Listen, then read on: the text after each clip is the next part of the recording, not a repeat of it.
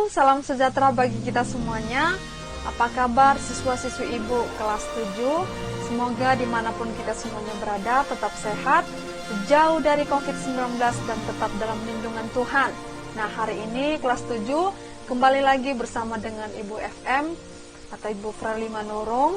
Hari ini masuk mata pelajaran PPKN. Nah, pertemuan sebelum-sebelumnya kita sudah bahas tentang sidang PPKI, sidang BPUPKI, sampai dirumuskannya dasar negara dan juga sampai dirumuskannya Undang-Undang Dasar Negara Republik Indonesia tahun 1945 dan sudah mempelajari tentang komitmen para perumus dasar negara. Nah, hari ini kita akan mempelajari tentang bagaimana perbedaan tentang pendapat atau kesepakatan yang dihadapi dalam sidang BPUPKI dan dalam sidang PPKI.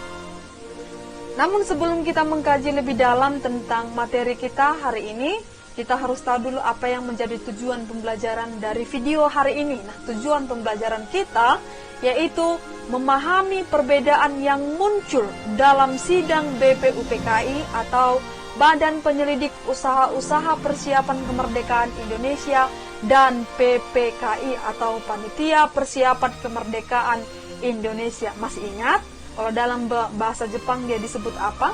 Ya, kalau BPUPKI dalam bahasa Jepang disebut dengan Dokuritsu Junbi Hosakai, dan PPKI dalam bahasa Jepang disebut Dokuritsu Junbi Inkai. Nah, di sini kita akan mempelajari tentang bagaimana perbedaan yang ditemukan dalam sidang BPUPKI dan dalam sidang PPKI. BPUPKI berapa kali mengadakan sidang? 2. PPKI mengadakan sidang sebanyak 3 kali. Oke, kita masuk pada materi kita. Perbedaan dan kesepakatan yang muncul dalam sidang BPUPKI dan PPKI. Perbedaan yang pertama kita lihat bahwa dalam sidang BPUPKI atau Badan Penyelidik Usaha-Usaha Persiapan Kemerdekaan Indonesia yang kedua yang dilaksanakan pada tanggal 10 sampai 17 Juli 1945 membahas tentang Undang-Undang Dasar. Anggota-anggota berbeda pendapat mengenai negara. Mereka berpendapat bahwa bentuk negara itu monarki atau kerajaan. Kemudian ada yang mengusulkan bahwa bentuk negara yang cocok bagi bangsa Indonesia pada saat itu adalah negara Islam. Kemudian juga ada yang mengusulkan tentang negara federal. Dan ada juga yang mengusulkan tentang negara republik.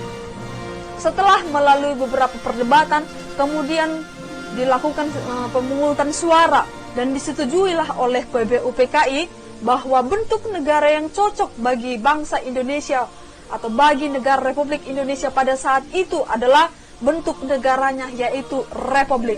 Dan ini sudah diatur atau sudah dibuat di dalam sebuah undang-undang dasar pada pasal pertama.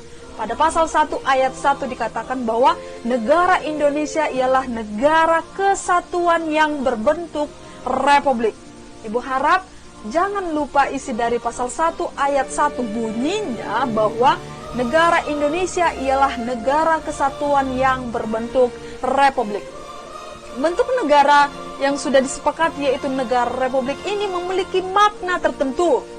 Yaitu apa maknanya? Bahwa kepala negara dipilih oleh rakyat dan kekuasaan atau kekuasaan dari kepala negara ini sangat dibatasi.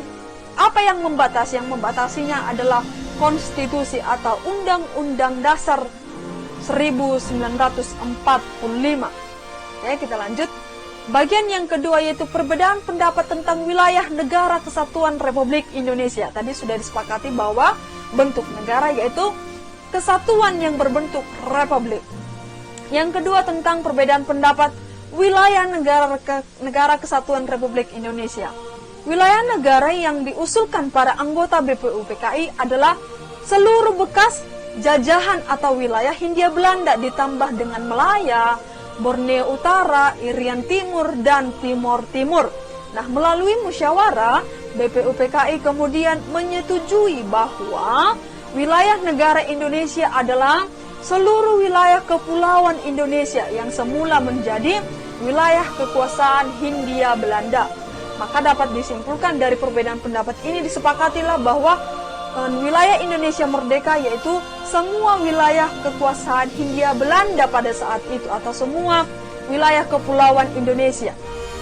Kemudian bagian yang ketiga yaitu tentang Konstitusi Republik Indonesia.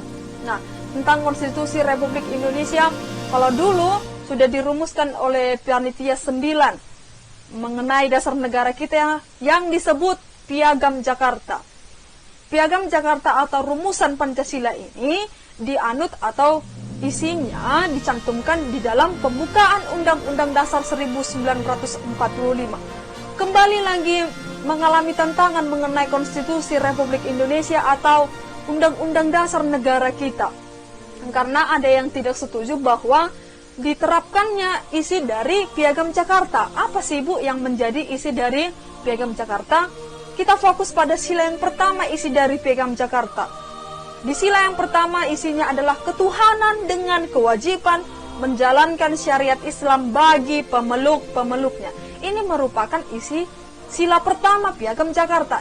Dan isi dari sila pertama sampai sila kelima Piagam Jakarta ini dimuat dalam pembukaan Undang-Undang Dasar 1945. Banyak dari kaum non-muslim tidak setuju untuk diberlakukannya atau diterapkannya. Sila yang pertama dikatakan menjalankan syariat Islam, sehingga dilakukan pertemuan oleh Bapak Muhammad Hatta untuk melakukan perubahan mengenai ketuhanan dengan kewajiban menjalankan syariat Islam ini, sehingga diganti menjadi ketuhanan yang Maha Esa. Kemudian bagian yang keempat yaitu tentang Kementerian dan Pembagian Daerah Republik Indonesia. Beberapa anggota Panitia Persiapan Kemerdekaan Indonesia mengusulkan bahwa urusan keagamaan itu agar dimasukkan ke dalam Kementerian Pengajaran. Karena masalah agama ini sangat sensitif ya, sangat kritis, yang dapat memecah belah bangsa kita, yang dapat memecah belah suku, memecah belah negara kita. Kemudian disikapi oleh Bapak Ki Hajar Dewantara bahwa urusan keagamaan digabungkan dengan Kementerian Dalam Negeri. Berbagai kesepakatan dan perbedaan yang sudah kita bahas dari poin pertama, 2, 3 sampai poin yang keempat, dapatlah disimpulkan bahwa semua perbedaan pendapat di atas ternyata dapat diselesaikan dengan baik atas dasar musyawarah dan kekeluargaan, atau disebut dengan demokrasi. Apa itu demokrasi? Demokrasi berasal dari kata bahasa Latin atau yang disebut dengan demos dan kratos. Demos artinya rakyat dan kratos adalah pemerintahan.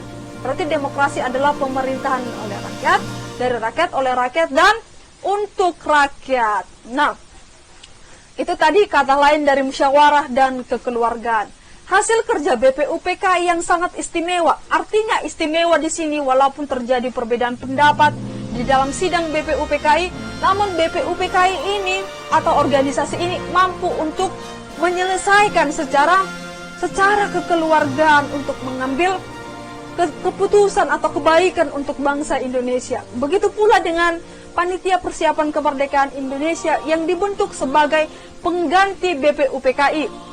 Tidak tergantung pada pemerintah Jepang. PPKI yang tadinya dibentuk oleh pemerintah Jepang, mereka tidak mau menggantungkan diri pada pemerintahan Jepang karena dapat menjalankan dengan baik apa yang sudah ditugaskan demi kepentingan bangsa. Oke, demikian video pembelajaran hari ini, semoga bermanfaat. Kembali lagi Bu katakan, jangan lupa, siapa tahu nanti materi hari ini dari video ini akan muncul ketika kita ulangan harian atau ketika nanti UTS yang akan dilaksanakan pada tanggal 21 sampai 26 September yang akan datang. Oke, demikian, semoga bermanfaat video pembelajaran hari ini. Salam sehat, Horas.